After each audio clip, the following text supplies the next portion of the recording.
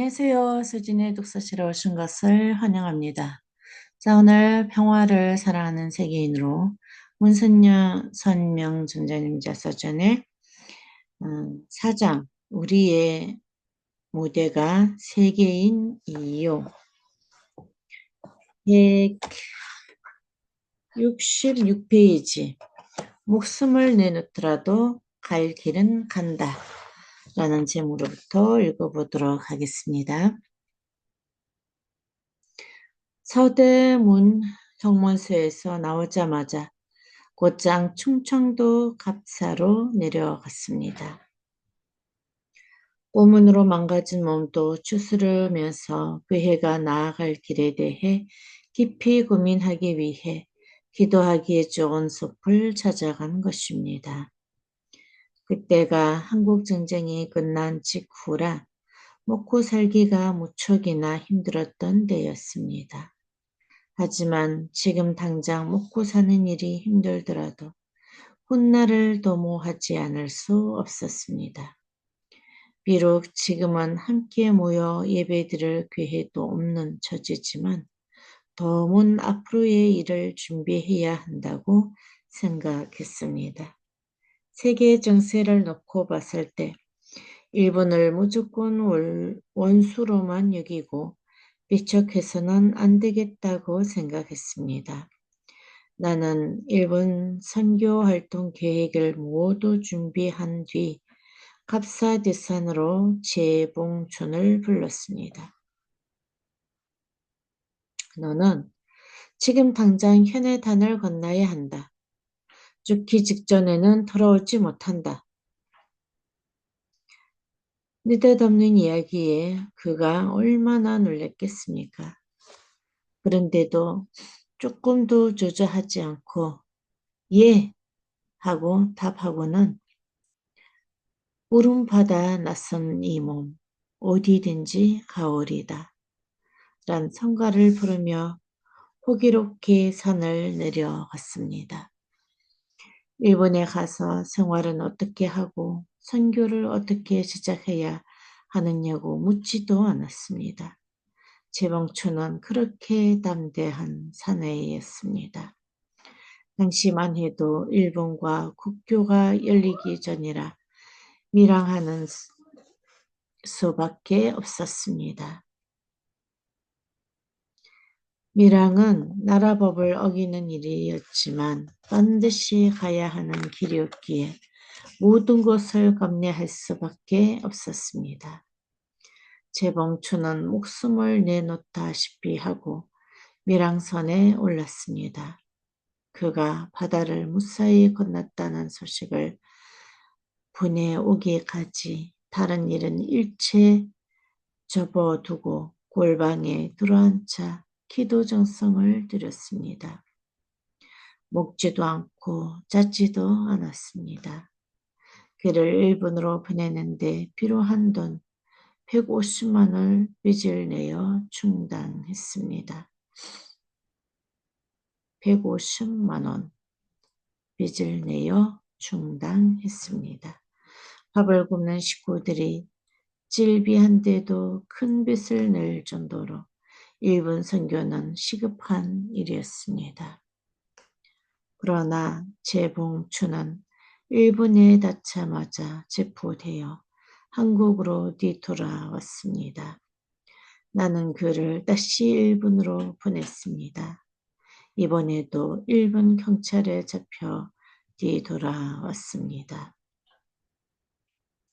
겁에 질려 눈물이 그렁그렁한 눈을 보니 그동안 그가 겪었을 온갖 고초가 모두 침착이 되고도 남았습니다.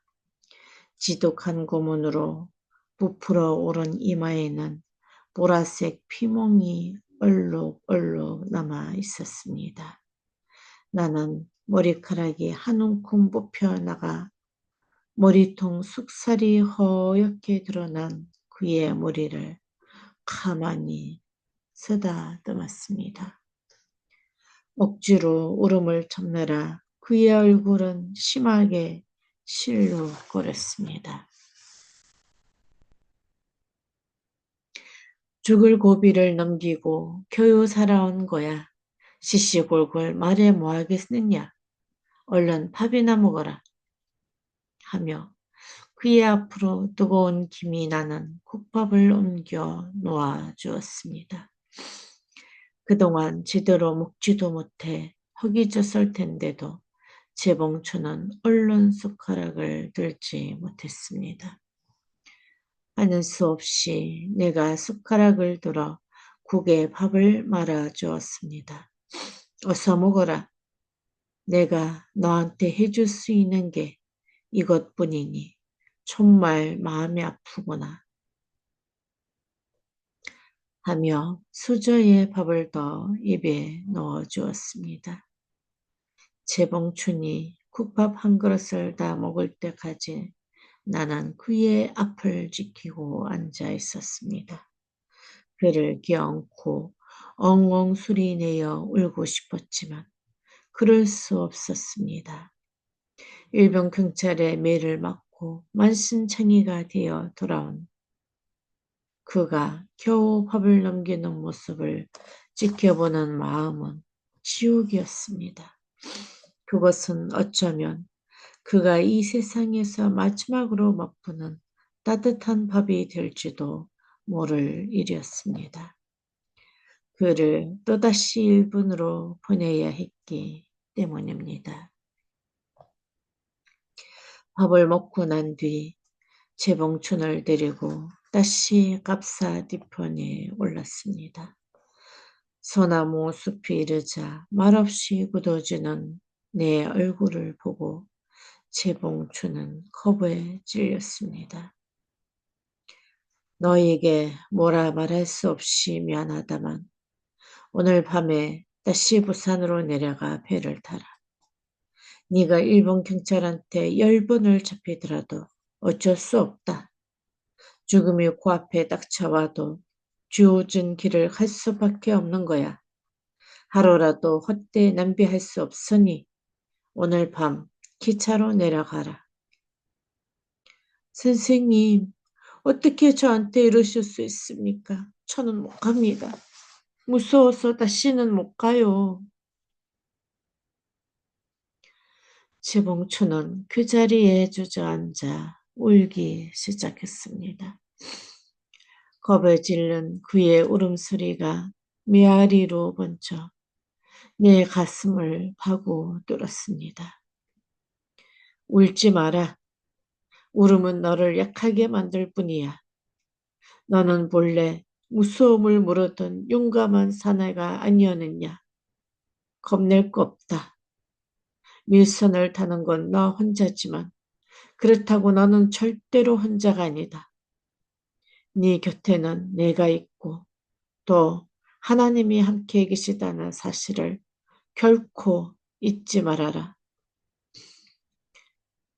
그러나 주저앉은 그는 도무지 일어설 줄 몰랐습니다. 내가 그를 억지로 일으켜 세우자 이미 힘이 불려버린 그의 다리가 사정없이 휘청거렸습니다. 이 자식, 이거 무슨 바보 같은 짓이냐? 정신을 똑바로 차려. 어깨를 마구 흔들자 비로소 그의 눈에 빛이 돌아오는 듯했습니다. 얼른 가라. 이건 피할 수 없는 하늘의 명령이야. 못 갑니다, 선생님. 절대로 못 갑니다. 가야 한다. 어서 가. 선생님, 이번에는 죽으면 죽었지. 다시는 못 가겠습니다. 일본 경찰에게 또다시 잡히면 저는 그 자리에서 죽습니다. 다시는 보내지 말아 주십시오. 죽어도 3번은 갈 수 없다는 그의 마음을 알고도 남았지만 나는 그를 사정없이 닦아 세웠습니다. 목숨을 내걸고 가야 하는 것이 그의 몫인 듯 두려움에 더는 그를 어떻게든 보내야 하는 것은 나의 몫이었습니다. 나는 보내지 말아달라는 말하며 호소하는 그의 뺨을 사정없이 때렸습니다. 이놈의 자식, 사나이가 한 번 맹세했으면 실천을 해야지. 죽더라도 일본에 가서 죽도록 해라. 하며 소리를 냅다 질렸습니다. 그렇게 무섭게 몰아붙여야 하는 내 마음이 또 아팠지만 어쩔 수 없었습니다. 그를 보내고 싶지 않은 건 나도 마찬가지였습니다. 어두운 밤에 몰래 배를 타고 현해탄의 거센 파도를 건넨 일을 3번씩이나 시켜야 하는 내 마음도 죽을 지경이었습니다. 그렇지만 그때는 일본으로 선교를 반드시 가야 하는 데였습니다. 하늘의 대는 사람이 마음대로 밀었다 당겼다 할 수 없습니다. 그 엄중한 사실을 나도 알고 그도 알고 있었습니다. 재봉초는 또다시 부산에서 미라선을 타고 일본으로 건너갔습니다. 그렇지만 3번째 밀항도 실패했습니다. 그는 오모라 수용소에 갇혀 다시금 한국으로 소환될 처치에 놓였습니다. 미륵국자는 일주일 이내에 소환하는 것이 당시 일본의 법이었습니다. 한국 캠페를 타기 위해 시모노세키로 가는 기차에 오른 재봉추는 이대로 한국으로 돌아가느니 차라리 죽음을 택하겠다는 철박한 심정으로 금식을 했습니다. 곡기를 끊자 몸에서 열이 났습니다. 일본 경찰은 치료를 위해 본국 송환을 미루고 그를 병원에 입원시켰고 그는 그 틈을 타서 병원에서 도망쳐 나왔습니다. 생사를 건 3년의 각오 끝에 재봉춘이 일본에 정착한 것은 1958년. 우리나라와 일본은 정식 국교로 맺지 않았을 뿐 아니라 압체 정치에 대한 아픈 기억 때문에 일본과의 수교를 모두 거세게 반대했던 시절이었습니다. 그런 원수의 나라 일본에 밀항을 보낸 것은 대한민국의 미래를 열기 위해서였습니다. 일본을 거부하고 관계를 끊기보다는 일본은 교화시킨 뒤 주체적으로 그들을 끌어안아야 했기 때문입니다.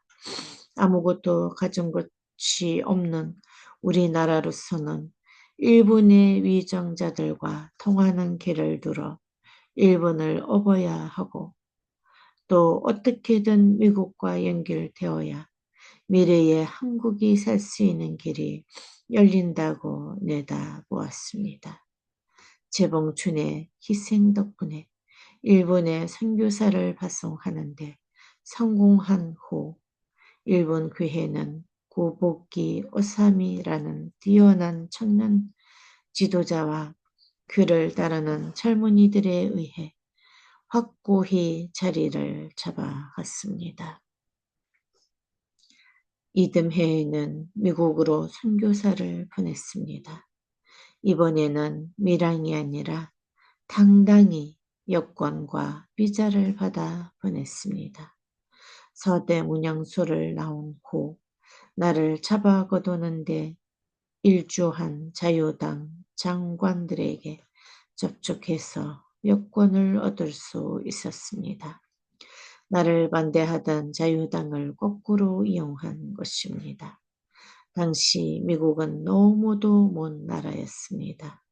내가 그 먼 미국으로 선교사를 보낸다고 하니 우선 한국에서 교회를 더 키운 후에 해도 늦지 않는다며 다들 반대했습니다. 그러나 거대한 나라 미국의 위기를 빨리 수습하지 않으면 대한민국이 망한다는 망한다며 식구들을 설득했습니다. 1959년 1월 이화여대에서 쫓겨난 김영순 교수가 처음 미국에 파송되었고 그해 9월 김상철 선교사가 미국에 도착하여 전 세계를 향한 선교 역사의 첫발을 시작하였습니다. 네, 오늘은 여기까지 하도록 하겠습니다. 오늘도 좋은 하루 되세요.